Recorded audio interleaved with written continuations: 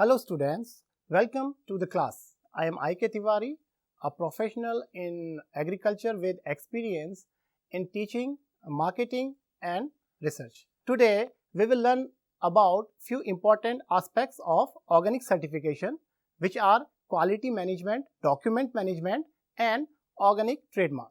And after going through this unit, you will be able to understand number 1, quality management in organic farming, number 2, document management in organic farming, number 3, organic certification logos and their importance. So let us start with the first topic, which is quality management system, popularly referred to as QMS. So what is quality management system? So like we all know, the sole purpose of organic program is to produce high quality organic products. But high quality is not something which can be achieved in a matter of few days or weeks or months.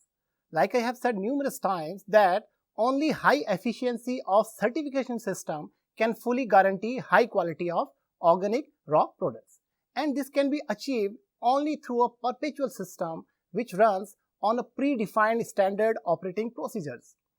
This understanding brings us to the definition of quality management systems, which is a quality management system is a structure to manage the process to achieve particular objectives with regard to quality. A quality management system helps in specific implementation of quality philosophies, concepts, standards, and methodologies and tools for the purpose of achieving quality related goals. In many cases, in the organic industry, the demand for a quality management system comes from the accreditation bodies or the regulators and not from the clients of the certification body or from the certification body itself. Quality management ensures that an organization, product or service is consistent. It has 4 main components: quality planning, quality assurance, quality control and quality improvement. Quality management system is focused not only on the product and the service quality but also on the means to achieve these 4 goals. To establish such a system, the approach is 4 steps. Step number 1 is realizing the need for a system. Then comes the formulation of a quality policy statement. Step number 3 is designing a system with clear organizational structure and responsibilities. And the number 4 step is creating a feedback mechanism for continuous improvement of the system. Now we will learn about the quality policy statement, which is the most important step towards establishing a system. Quality policy manual, which many times is also simply referred to as quality manual, is a prerequisite to the quality management system. It is an exhaustive documentation of all the possible aspects of organic certification. The quality manual covers the following elements: number 1, policy; number 2, organization; number 3, documents or records; number 4, internal review; and number 5, internal audit. Let's take the core element of quality manual first, which is quality policy. As per the national guidelines, specific policy guidelines should be put in place for the certification body. The certification body has executive responsibility to implement the following objectives and a mission through its policies. Number 1, to certify organic farming, organic processing, organic inputs and the products of organic agriculture for national and international markets. Number 2, to implement the national standard for organic products, NSOP. The third element of the quality policy is the organization or the organizational structure. This element asks for a description of management personnel, committees, groups or persons responsible for updating standards, a description of the certification body's legal status and details of the persons in control, then names, qualifications, experience and mandate of the supervising manager and other members of the certification staff, both in-house and external. Then an organizational chart indicating hierarchy, responsibilities and distribution of functions under the supervising manager. Then a description of the certification body's setup, including its formation, mandate and management procedures, responsibilities and duties for services, operations and functions directly related to the quality in a way that all the parties involved are aware of the nature and limits of each person's responsibilities. The next element of the quality manual is documents or records procedures. The policy manual should have well-defined administrative procedures, including documentation control. The certifying agency should maintain the following documents: number 1, quality manual; number 2, quality procedures; number 3, formats; number 4, standards, be it national or international. The next important element of the quality manual is internal review, which enables the inspection and certification agencies to conduct periodic internal inspections covering all procedures in a planned and systematic manner to verify that the certification system is implemented in an effective way. The internal review of the inspection and certification agency should ensure that personnel responsible for the area inspected are informed about the outcome of the inspection. And number 2, corrective actions are taken in a timely and appropriate manner. Then results of the inspection are documented. The next important element of the quality manual is internal audit. With the help of their policies on internal audit, the certification agencies check the quality assurance system fixed in the quality manual, then record the effectiveness of the actual execution of the corrective measures. All recordings and documents created by the internal audit are completely, reliably and continuously archived by the certification body. These records should be readily available for at least 5 years from the auditing date. A few other important elements that find their place in the quality policy are: number 1, procedures pertaining to the recruiting, selecting, training and controlling the performance of the certification body's staff. Number 2, a list of subcontractors registered with the certification body and the procedures by which it evaluates, registers and controls their qualification. Number 3, procedures for dealing with non-compliance and assuring the effectiveness of corrective and preventive measures taken. And number 4, procedures for evaluating production systems and for implementing the certification process. So this was all about the quality management system in organic certification. Now we will learn about another important aspect of the organic certification, which is documentation. Documentation is a part which haunts all the 3 parties involved in the organic certification, but is necessary to achieve the quality.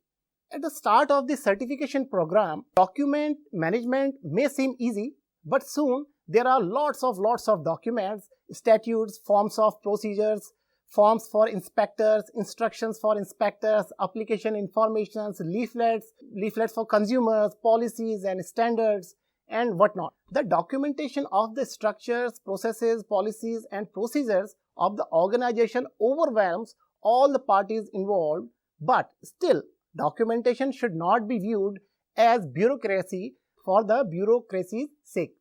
One should always remember that this is the only way forward, considering the desirable quality of the final product. So, however daunting and haunting this might be, document management serves many purposes. For instance, it reduces confusion amongst staff and client of the certification services, and it enables a process to be replicated, resulting in a consistent outcome. Then it assists in the training of personnel.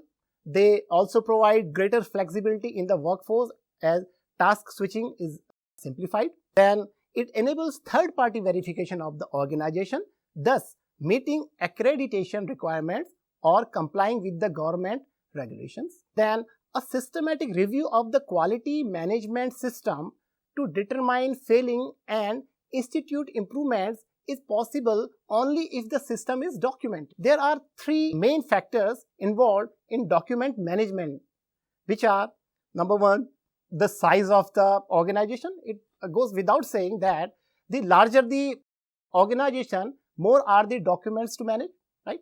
Number 2, then the complexity of the organization. For example, certification bodies with regional structures are likely to need to document the relationship of different parts of the organization. Then number 3, the complexity of the certification scope being offered. In special situations, for instance, in the case of certification of farmer groups or in case of wild harvesting operations, additional documentation is needed. So this was all about the documentation procedure. Let's move to another interesting topic, which is organic trademark. I am sure you all know what a trademark is, but let me make it a bit more clear to you. A trademark is a symbol or a word legally registered or established by use as representing a company or product or standard. A logo is also a trademark. An operator can use the certification mark or the trademark on the packet of the product only after grant of a license to designate it as organic. We shall know how this licensing system works, but let's know the importance of the organic trademark first. So the importance of a trademark is the product having the organic trademark are authenticated to be organic after compliance of the prescribed norms and standards. The mark on the label of the product assures the consumer of the quality of the product. In case of any complaint about the product, the consumer may contact the certifying agency and also could challenge in the consumer court. In general, logo ensure that organic product is genuine and safe. It also indicates that product is produced without using any chemicals. To avoid adulteration or fake claims and to ensure genuineness of the organic product, certain norms have been prescribed. These norms are adhered to in case of certification of organic products. The NPOP certified organic products can be identified by the trademark India Organic logo. So after certification, the inspection and certification agency approves the use of India Organic logo by the operator. This logo represents the trademark India Organic. The government of India owns the India Organic logo. The logo also signifies the credibility of the products as well authenticates the use of word organic. In the slide, you can see how the logo of India Organic looks like. A logo is never a random symbol. It is always a well thought out one. It has to represent the intentions and the philosophy of the business. The logo is a very powerful thing. Presence of just a logo drives out the emotions of a customer and he can buy or reject the product just based on the logo on it. Let me take you through the philosophy behind the India Organic logo. The whole concept of the logo represents the nature. The cosmic forces in the blue symbolizes the universal purity. The golden brown color represents the richness of the soil in terms of natural ingredients in organic farming. The blue background is the symbol for earth environment, which is free from harmful chemicals and pollution. The green plant appearing on the one end of the wave is the resultant of the synergic relationship between cosmic and earth forces, which uses color of nature and natural products untouched by the chemical. So you can see a lot of thought has gone in creating a logo like this, but the license to use the organic logo comes with its terms and conditions. A few important rules and regulations that come in play alongside the license to use the India Organic logo are: it can be used only on the certified products produced, processed, packed and labeled as per the national standard for organic products. Number 2, the use of logo is regulated through accredited inspection and certification agencies. Only the inspection and certification agencies accredited by APEDA, which is Agricultural and Processed Food Products Development Authority, are authorized to use the India Organic logo and grant the license to operator to use it for their products. Number 3, the use of license is regulated under the Organic Product Certificate Mark Regulation 2014. Let us know a few more facts about the grant of license. We know that after verification of the compliance of the prescribed organic norms and standards, the accredited inspection and certification agency grants the license to use the logo on their products, but at times the Inspection and Certification Agency also conducts a preliminary inquiry to assess the operator's requisite skills, resources, production, processing, previous performance, and antecedents relevant to the issuance of the license. Other than that, the Inspection and Certification Agency may charge a nominal fee for granting the license to use that certification mark. Then there are certain terms and conditions for the license. Let us discuss them in brief. So the terms and conditions for the use of the license are regulated under NPOP. The operator should use the logo only on certified products. Breach of this can lead to legal problems to the operator. The terms and conditions for the use of India Organic logo are as following. Number 1, the certification mark should be depicted as distinct mark on the products. The certification mark should be used only on such types, grades, classes, varieties, sizes of the products for which the license has been granted. When a certification mark has been specified in respect of an operator, no person other than the licensee can make any public claim through any advertisement, sales, promotion, leaflets, price list, or through any other means that his/her product conforms to the relevant certification mark. Number 3, every licensee or operator should ensure that the system of quality control be adhered to along with the relevant norms and procedures of the inspection and certification prescribed for the organic products. Number 4, the licensee or operator should maintain a complete record of the data relating to inputs, tests, and inspection for the Inspection and Certification Agency. With this, our today's lesson ends. I hope you all learned it well. Thanks for your patience, and I will see you in the next class. Bye for now.